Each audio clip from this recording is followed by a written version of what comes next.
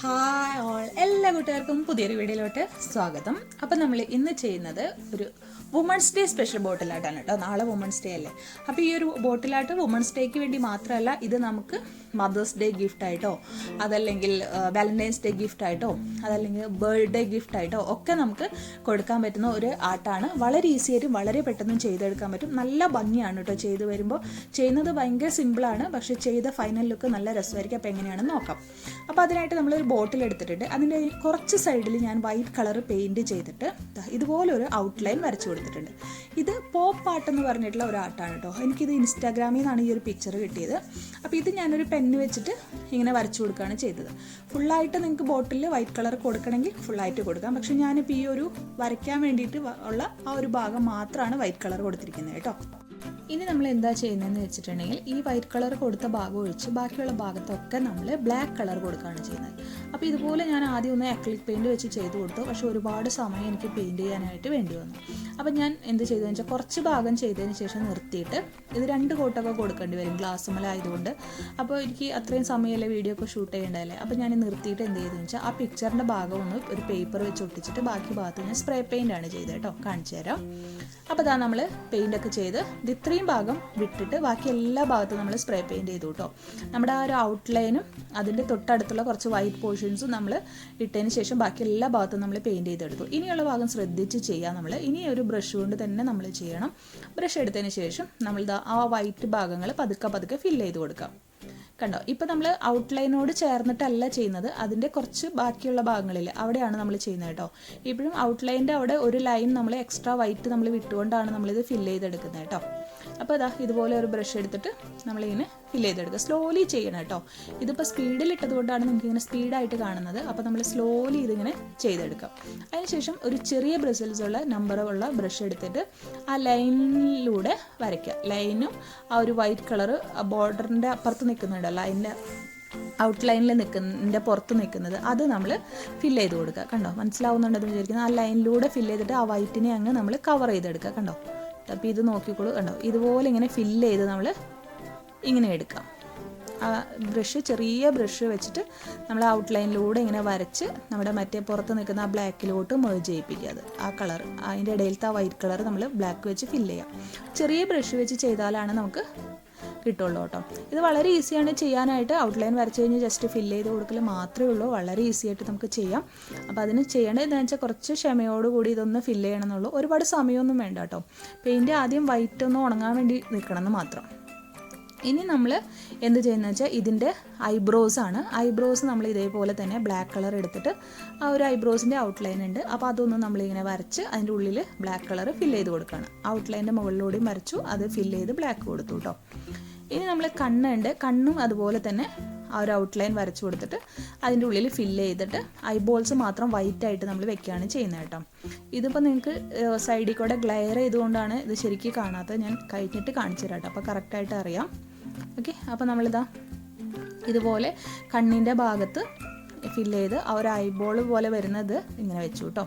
അപ്പോൾ ഈ പോപ്പാട്ട് ഞാൻ പറഞ്ഞു, ഇത് പോപ്പാട്ടെന്നാണ്. നിങ്ങൾക്ക് ഇൻസ്റ്റാഗ്രാമിൽ ചെക്ക് ചെയ്താൽ കിട്ടും. അപ്പോൾ നിങ്ങൾക്ക് വേണമെന്ന് പറയുകയാണെങ്കിൽ, ഇതിൻ്റെ പ്രിൻറ്റ് വേണം എടുക്കാനായിട്ട്, പിക്ചർ വേണമെങ്കിൽ ഞാൻ കമ്മ്യൂണിറ്റി ടാബിൽ ഇടാം കേട്ടോ, മെസ്സേജ് ഇട്ടാൽ മതി.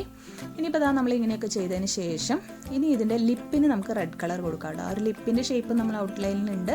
അപ്പോൾ ആ ഒരു ഷേപ്പ് നമ്മൾ ഇങ്ങനെ വരച്ചിട്ട് അതിൻ്റെ ഉള്ളിൽ റെഡ് കളർ ഫില്ല് ചെയ്തു. എന്നിട്ട് അതിന് ഒരു ബ്ലാക്ക് കൊണ്ട് ഒരു ഔട്ട്ലൈൻ കൂടെ നമ്മൾ കൊടുത്തു കേട്ടോ. ബ്ലാക്ക് പെയിൻറ്റ് കൊണ്ട് നമ്മളതിൻ്റെ സെപ്പറേഷൻ കാണിക്കാൻ വേണ്ടി ഒരു ഔട്ട്ലൈൻ കൊടുത്തു. അപ്പോൾ ഇത്രയേ ഉള്ളൂ നമ്മൾ പെയിൻറ്റിങ്. കണ്ടോ, ഇനി നമ്മൾ എന്താ ചെയ്യുന്നതെന്ന് വെച്ചാൽ, ഇപ്പം ഇതിന് നെക്ക് ഭയങ്കര ചെറുതാണ്, അപ്പോൾ ഒരു ഭംഗി തോന്നുന്നില്ല. അപ്പോൾ ഞാൻ എന്ത് ചെയ്യുന്നത് വെച്ചാൽ, കുറച്ച് പേപ്പർ എടുത്ത് ചുരുട്ടിയിട്ട് ആ ബോട്ടിലിൻ്റെ ഉള്ളിലോട്ട് ഇങ്ങനെ ഇറക്കി കൊടുത്തിട്ട് കുറച്ച് ലെങ്ത് ആക്കി ആ ബോട്ടിലിൻ്റെ നെക്കിനെ.